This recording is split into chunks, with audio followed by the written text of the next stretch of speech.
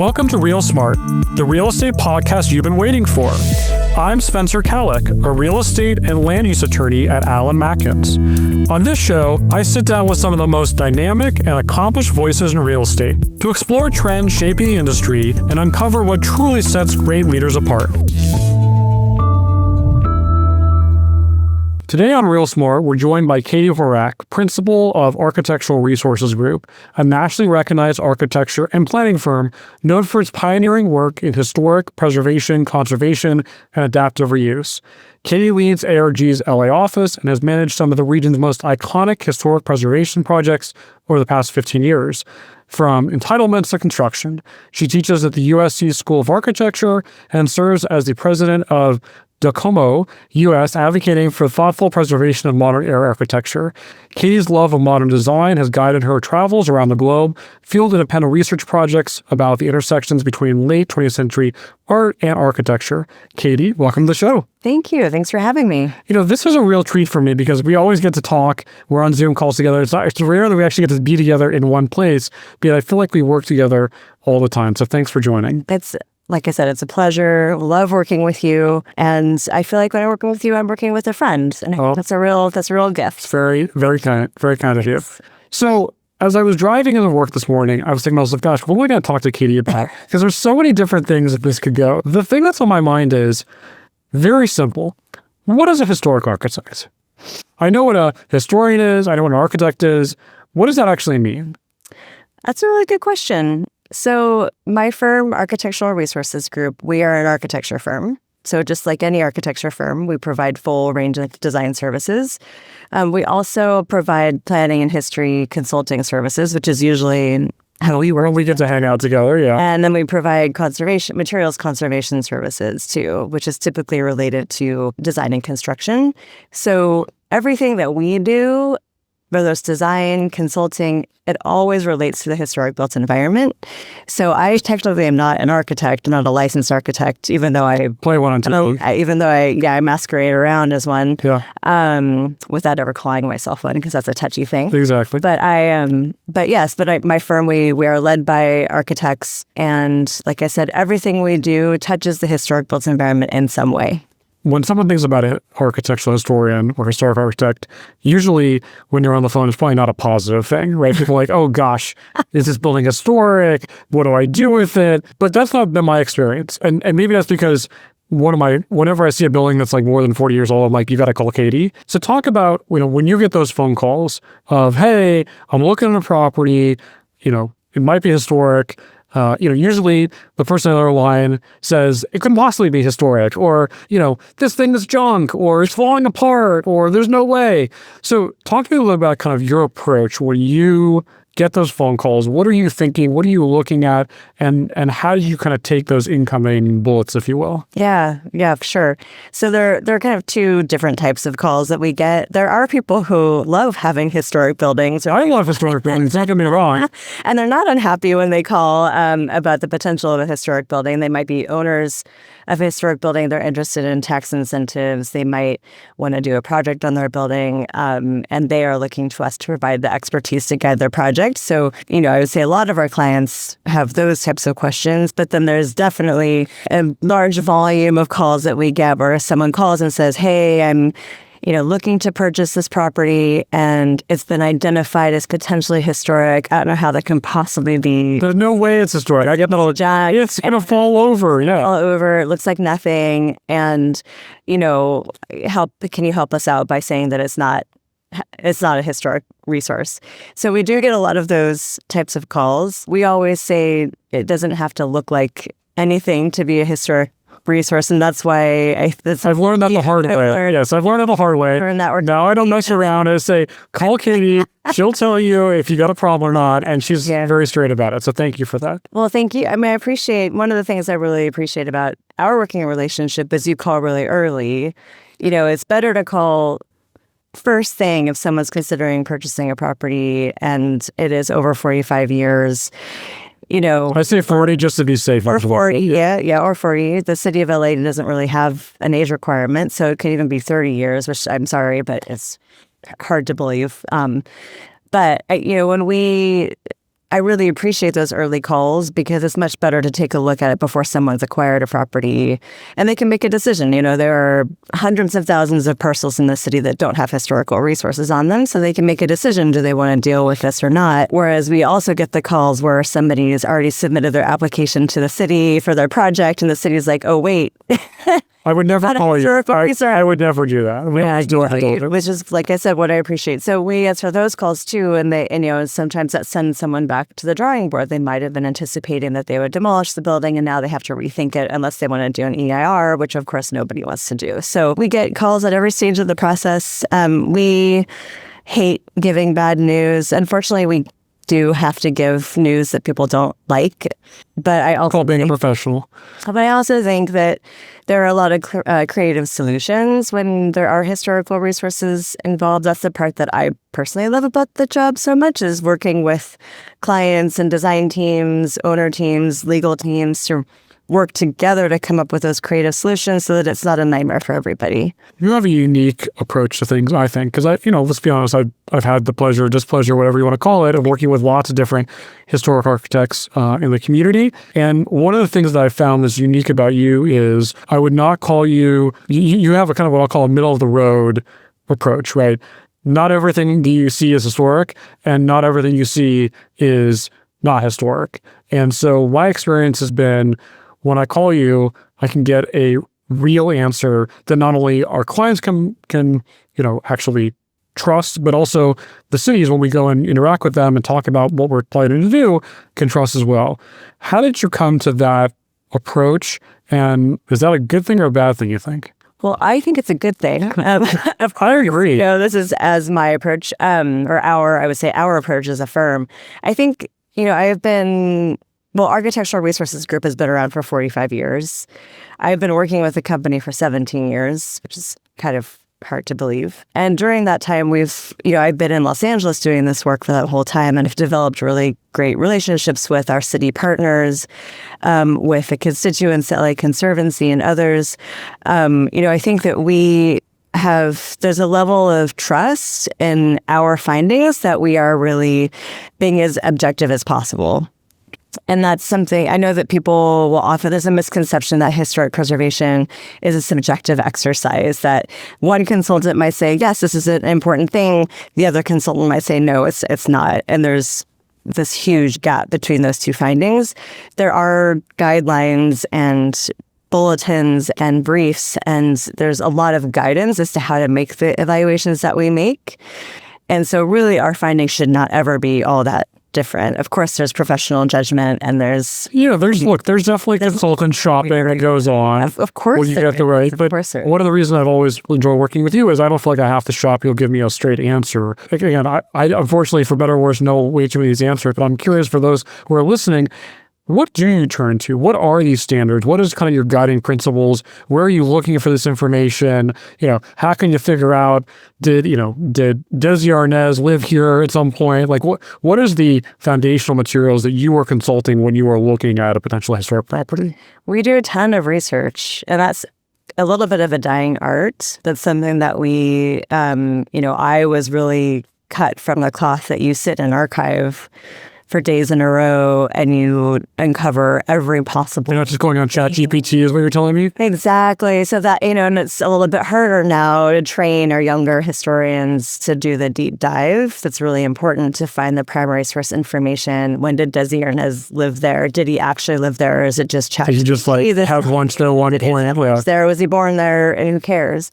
So, we do a ton of really deep research, and our team is really, really good at that. And I tell our team, and I tell my students at USC too, write every report as though a land use attorney is scrutinizing every single word and trying to make a counter argument to your argument. And you really need to back up your findings. You need to cite your sources, because for every argument, there is a counter argument. So it's, we really understand the implications of the findings that we have. They have serious implications to land use decisions, and we take that really seriously. We want to make sure that we're uncovering every stone and making a decision that we feel is really grounded in fact. So that's, and I do know, and often something else I like about working together and some of our other partners is just the ability to do that deep dive and then tell you on the phone. I always prefer a phone call. Hey, Spencer, you're screwed. Yeah. As opposed to a memo that says you're screwed, and then you can never delete that ever again. Yeah. So thank you for those phone calls. Yeah. Screwed phone call. Yeah. You've had sometimes. I may or may not have gotten those phone calls over the years, and you've always do it with grace. So thank you. I might use slightly different words, but not too different. But yeah, and then you can make a decision, and your client can make a decision. Do we find another consultant? It might happen. That never happens. That never happens. Or do we just proceed? So, I do think there is a lot of trust, I think, between us and you and our legal clients, and trust between us and the other constituents, which I think is probably a reason why people come to us, is because they know that when we tell them our finding, it is grounded in fact and grounded in research. And if you get another finding, it may get bumped back to you and you might have to start over anyway. So, I have found that sticking to our guns over the past 17 years has really served us well. So back up with me for a second. How does someone become an architectural historian? How did you get into this business? Did you just wake up one day and said, I want to figure out how to preserve buildings while doing development and working with land use attorneys and all this craziness? Or tell us where this all came from. Yeah, I don't think anybody wakes up decides they want to work in historic preservation. We all come from a different background. There really aren't any, or there might be one or two undergrad programs in historic preservation. So almost everybody has a background in something totally different, which is what makes it a fun interdisciplinary field. So my background was in fine art. I have a bachelor's degree in fine art. I took a fine art class once. It was like basically we're memorizing a bunch of pictures and like paintings of who made it, when it was done, what was the style. We had flashcards with my roommate. We went back and forth. And he went to college for that. How did you do on that? I think I got a B. Yeah. I'm good at memorizing things. So, yeah, I'd imagine. Lots of flashcards, paintings, artists. So after I graduated and sort of grappled with the fact that it's impossible to get a job with a degree in fine art, I did work in the museum world for about 5 years in the Claremont colleges. Really? There's that system. So Scripps College and Pomona College, and met some really wonderful people and worked with some incredible artists. And then I had that quarter life crisis I think most people have, where I'm just like, what am I going to do with my life? You're not that old. It's okay. I don't want to be working in this, on museums forever. But I knew I always loved planning and architectural history, and I always loved understanding the cities and the way that cities work. And so I found this little program at USC. It was a Master of Historic Preservation program in the School of Architecture. I had a friend who was a friend of the guy who ran that program, and I thought, I'll just talk to him, see what it is about. And they do we do a accelerated summer program for prospective students. And so it was about 12 days, 14 days of, visiting historic sites, listening about the field from professionals, and just learning about the field and every aspect. There's lots of different avenues. Like, not everybody does what I do when you do this degree. Like, you could do lots of different things. It just really clicked with me. It's this is exactly what I was meant to do. I love that. Yeah. I love that. And the rest is history, literally. The rest is history. Yeah. I still, I was still pretty wayward even in that program, just because, like I said, you could go into local government, you could go into advocacy, you could go into architecture, you could go into consulting like me. So I had an internship at every possible place when I was in school. And then my first job out of grad school was to work for the city of New York in the Landmarks Preservation Commission, which was a great way to get to know working on the city side and working with historic resources in a place like New York City. And then after 2 years there, I saw a job posting for the role at Architectural Resources Group. And I knew I always wanted to work on the SurveyLA project, which I know you know. What is SurveyLA for those people who don't know? SurveyLA is... some people love it, some people cuss it out. I know. A bit of both. I know. I'm here to tell you it's a good thing. Tell me, what is it? What is SurveyLA? Okay, so SurveyLA is a citywide historic resources survey of Los Angeles. And LA is big, right? It's huge. It's million parcels or more. So there was a study done by the Getty Conservation Institute I don't know, 20 or so years ago, studying how much of the city had actually been looked at for potential historic resources. Did we really know the quantity of resources that were here? And they found that only 15% or so of the city had ever been surveyed. And it was mostly in the sort of, central city part of Los Angeles. And so they partnered with the city of Los Angeles and they funded the program.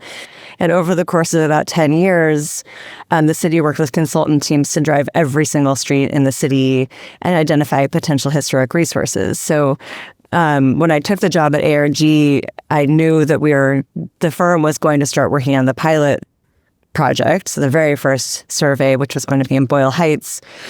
I knew about this in grad school. I was excited about it. So I came back to LA to work on that project and then ended up working on it for 12 years. Little as you know is like it literally still haunts you every day, right? You're like, I remember driving on that street and making that designation. Right. And I get calls almost every day like, this is on SurveyLA. What does that mean? Whoever came up with this idea that this was historic must have been, out to lunch or something. But, actually that's me. That was me. That was me. Or many, there are 4 or 5 consultant teams that did this work, but it was really a gift to be. We literally drove almost every street of the city over the course of 10 years and got to know the city so well. And I think that our team really, I have colleagues at ARG who started as SurveyLA interns and still work with us 12, 13, 14 years later.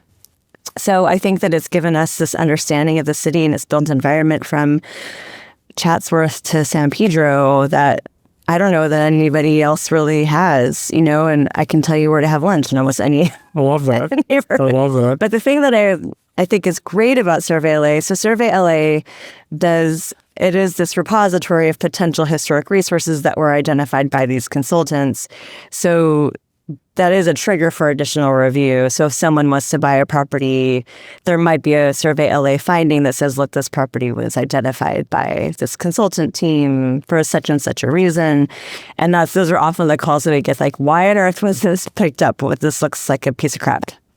But it's like the SurveyLA findings were never formally adopted, so they're not presumed CEQA resources at all. It's a trigger for additional review.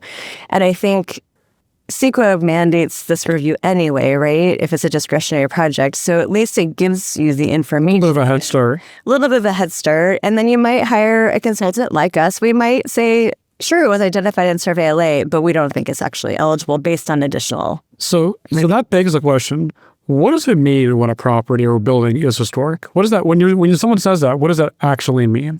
It means that the building or site or object, or it could be or district, it means that it's eligible for designation under criteria. And the criteria can be federal criteria, National Register. It can be state criteria, California Register, or local criteria. And most jurisdictions have their own local criteria. And drill down a little bit. Okay, it's historic. Why is something historic? What would make a building, a property historic? Very generally speaking, significant events. So a singular event, one thing that happened at a place, patterns of events. So something that happened over time. The Beatles recorded at the studio of their best albums. Okay. Exactly. Century Plaza Hotel, eligible for that reason because it was over time sort of a political epicenter. A place where every president used to stay, their fundraiser and things like that. Exactly. So that's a good example of patterns of events. B is significant individuals. So typically has to be an important person to history, and they have to have done their most productive work there. So it has to reflect their productive life. So they can't have just been born there. They can't have just died there. They can't have just slept there. They need to have done the things that made them important in that space in a substantial way. And we hear about these types of things a lot. Marilyn Monroe was associated with this place, but was it really best associated with her productive life? Is that where she recorded all of her albums, for instance? Probably not. She slept there for a week or something? Yeah. Okay. So that's something we would investigate. And then the third thing is architecture, design, construction, work of a significant architect. So the aesthetic qualities of a building. So Frank Lloyd Wright designed this building or something like that? Yep. Okay. And then what makes something not historic? Generally speaking. Generally, it's not historic if it has no significant association. So, this is something else about SurveyLA that I think is really interesting is that only about 6.5% of the city's parcels were identified by SurveyLA. So that leaves 93.5% of the city without this. I just happened to find the 6% for my project. I know it feels like a lot more, but it's actually a really small percentage. And that's something that I like to remind people are like, every property I look at, like SurveyLA is everywhere, but it really isn't true. But usually it's just because they don't have the significant associations. There's no notable architecture. There's no significant thing that happened. Or it's been modified over time. Or it's been modified. So sometimes it could be the most important building in the world, but if it has been so modified that doesn't convey its historic character anymore, then it wouldn't be considered a historic resource. And this is where you start to get into some of that subjectivity that people talk about is, well, what does it mean to be modified? Did they change all the windows? They should, get rid of all the gables? Did they? And that's where it gets a little bit fuzzy at times. I think that is probably the most the most gray area in assessments is the integrity question, because there is guidance for assessing integrity, but certain aspects of integrity are more important on certain types of projects. There's certain type of properties. So it really is a professional judgment that needs to be made, and that there are definitely differences of opinion on that. It's not a secret that in California, we have a housing crisis. There's a lot of new laws been passed by the legislature in recent past couple months, past year, to fast track new housing being built. And a lot of those laws get rid of CEQA, rid our marquee environmental law. They kind of skirt around historic issues in some ways. I'm curious, from your perspective, how have these new laws been a good thing or a bad thing for historic resources? And, what do you kind of see in the future?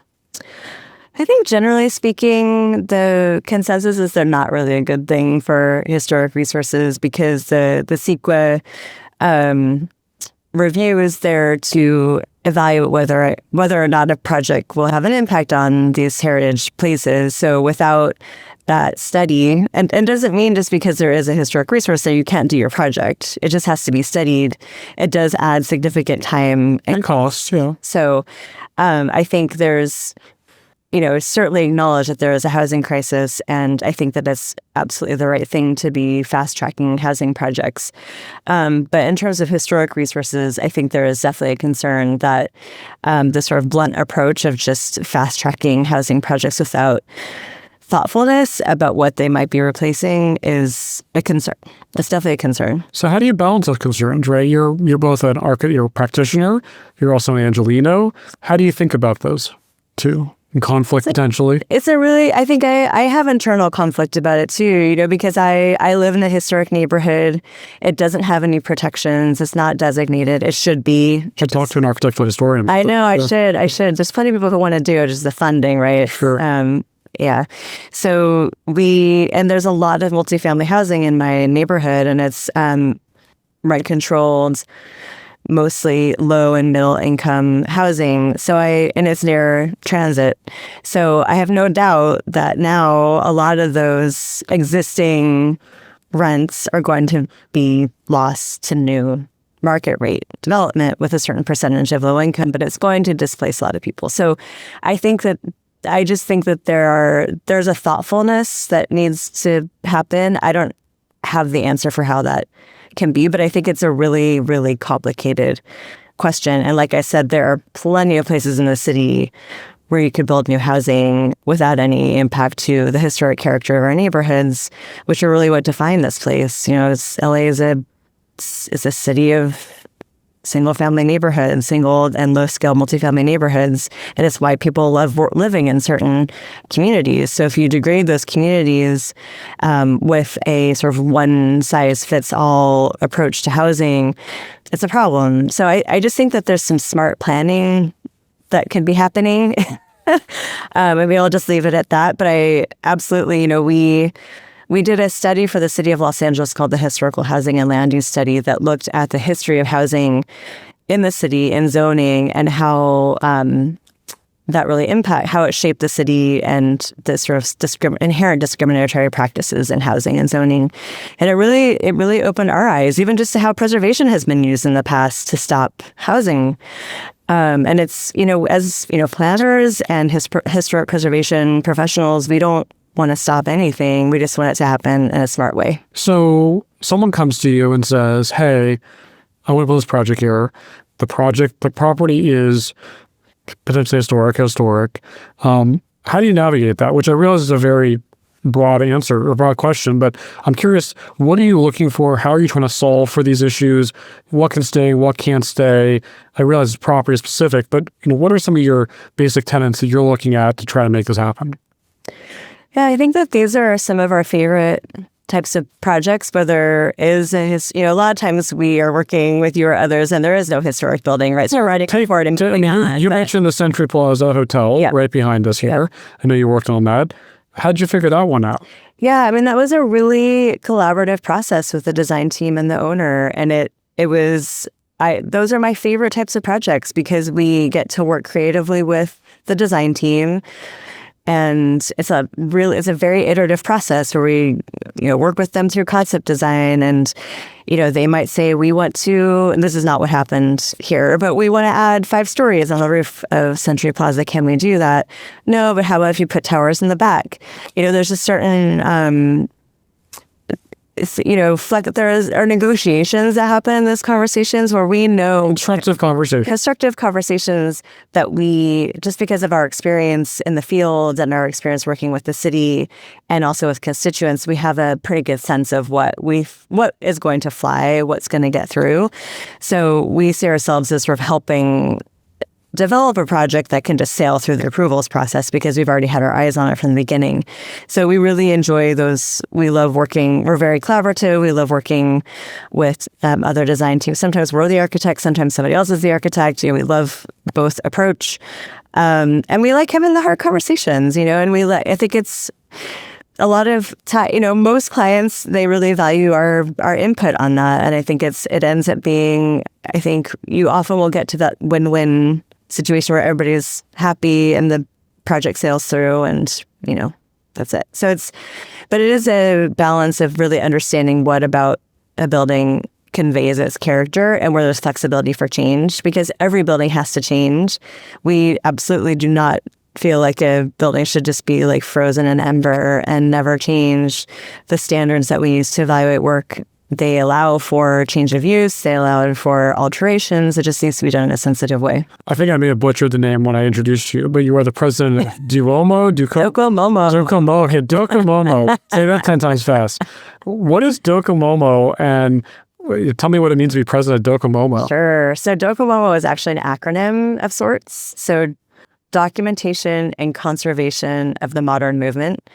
Documentation of building sites and neighborhoods. Took a historian to come up with that name. Okay. Docomomo. It's actually it started in Europe in the 80s. At that time, there wasn't a lot of, I would say, care or concern about retaining the international style buildings in Europe that are now sort of the icons of the modern movement there. So this organization formed to educate people about these buildings, draw attention to them, advocate for their preservation and reuse. And then over time, the organization has spread all over the world. And now there are dozens of working parties all over the globe. And we have a Docomomo US, which is the organization that I am currently the president of, and we have a Southern California chapter too.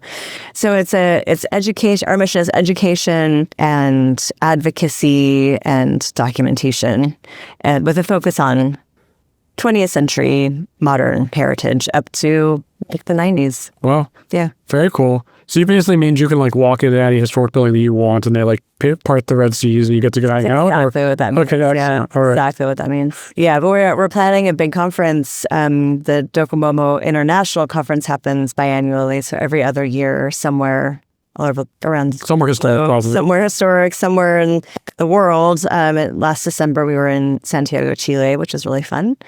But it's happening in Los Angeles next year. Oh, very cool. All right, we'll have to invite me. I'd love to come check it out. We would love to have you there. It's going to be the largest convening of modern architecture practitioners and enthusiasts ever. I love it. My kind of people. In Los Angeles. So. That sounds fun. That sounds fun. Yeah. And so you're also a professor. I am. How did you get into teaching, and what are you most excited about in your professorship right now? Yeah, so I teach in the same program where I got my graduate degree. So I teach at USC in the School of Architecture and the Master of Heritage Conservation program.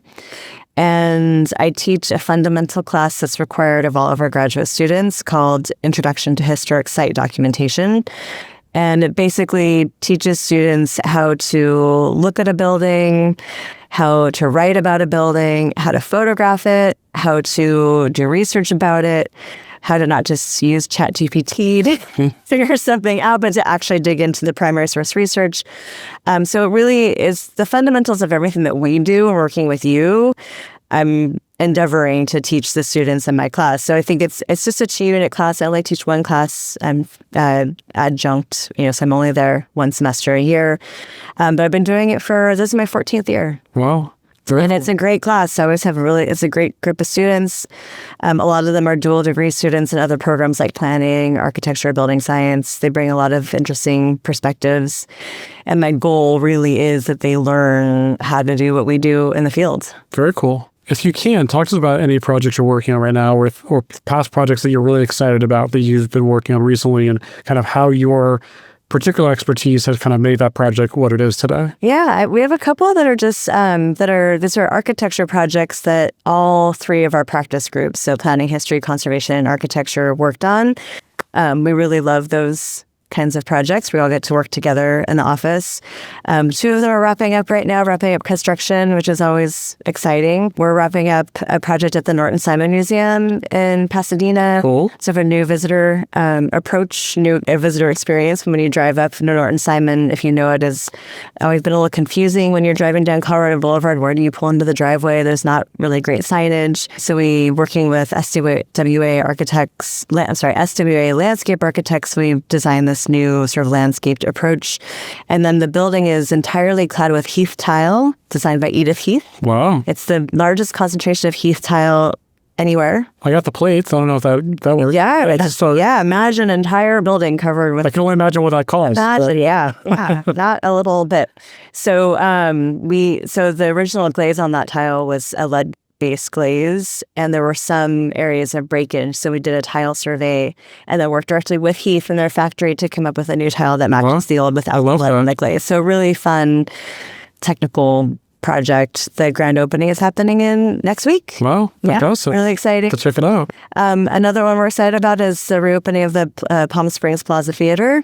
Cool. It's a 1930s old movie theater in Palm Springs that is being transformed into a performing arts venue. And that was one where we were the executive architect on that project and also helped get them their federal historic tax credit, so 20% tax credit, got them through the city's process. So everything, like I said, we're in approvals through construction. Full service. Full service. I love it. Yeah.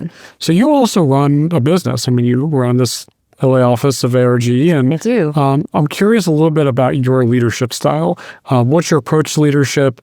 What's it like leading a architectural historic firm these days?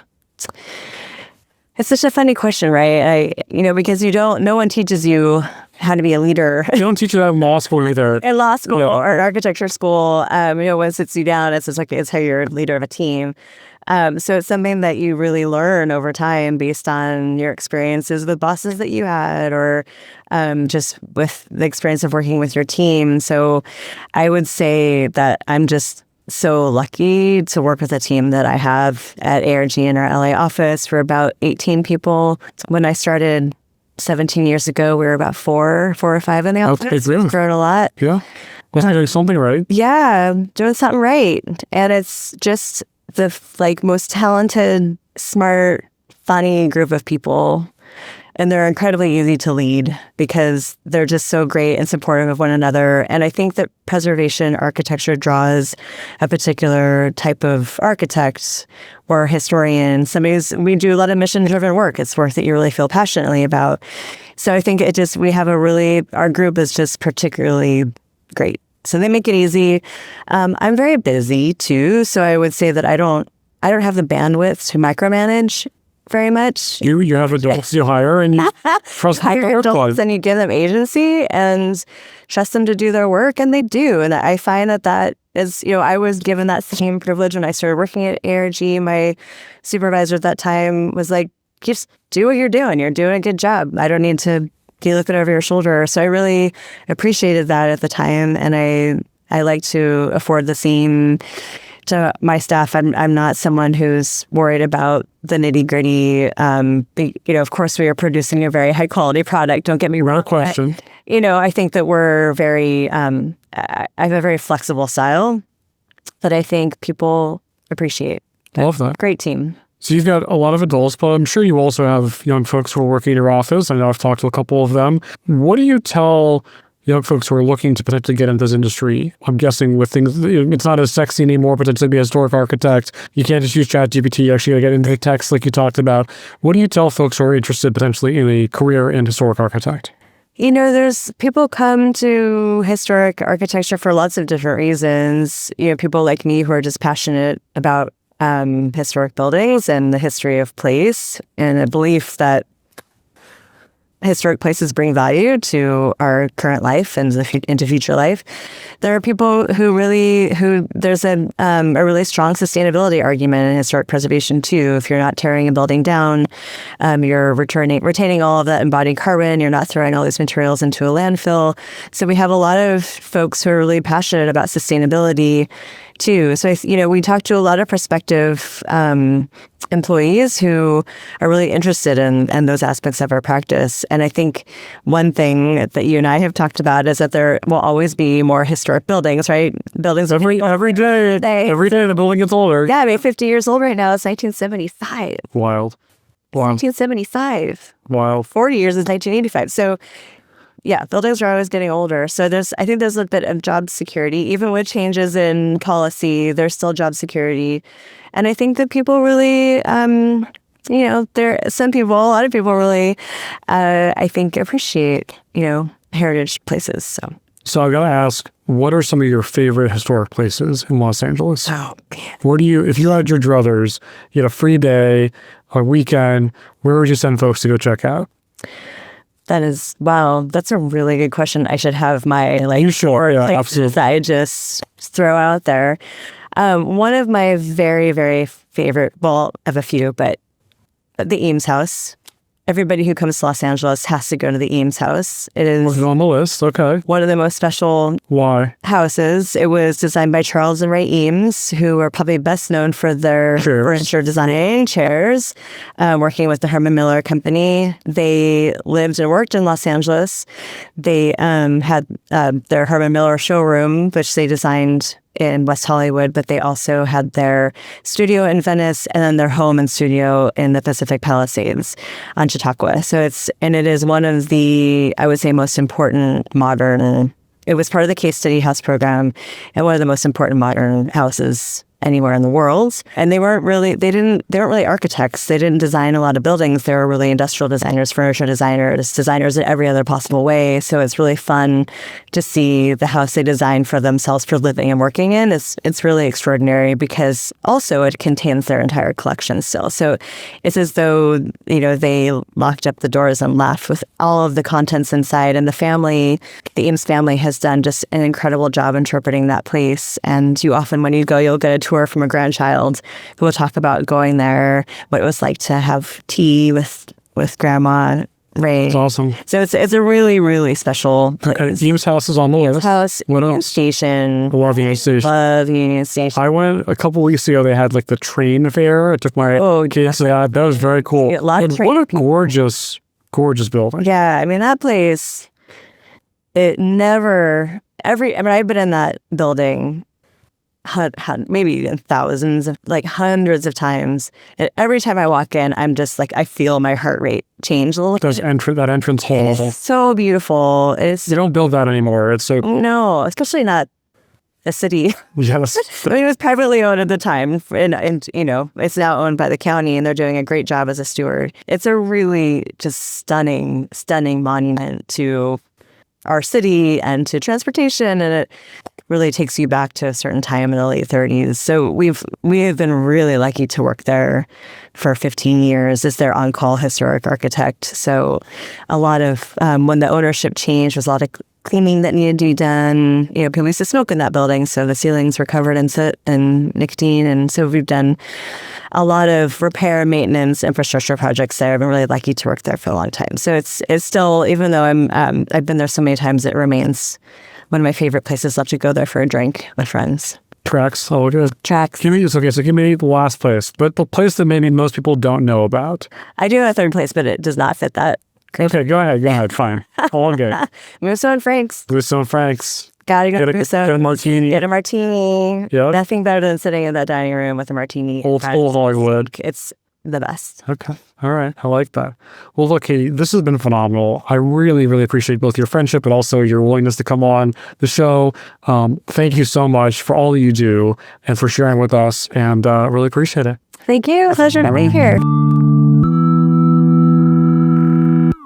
The content of this podcast is for the general informational purposes only and does not constitute legal advice. Listening to this podcast does not create an attorney-client relationship between you, the host, guest, or Alan Matkins. You should not act or rely on any information discussed without first consulting a qualified attorney regarding your specific situation. Any opinions expressed are those of the individual speaking and do not necessarily reflect the views of Alan Matkins or its clients.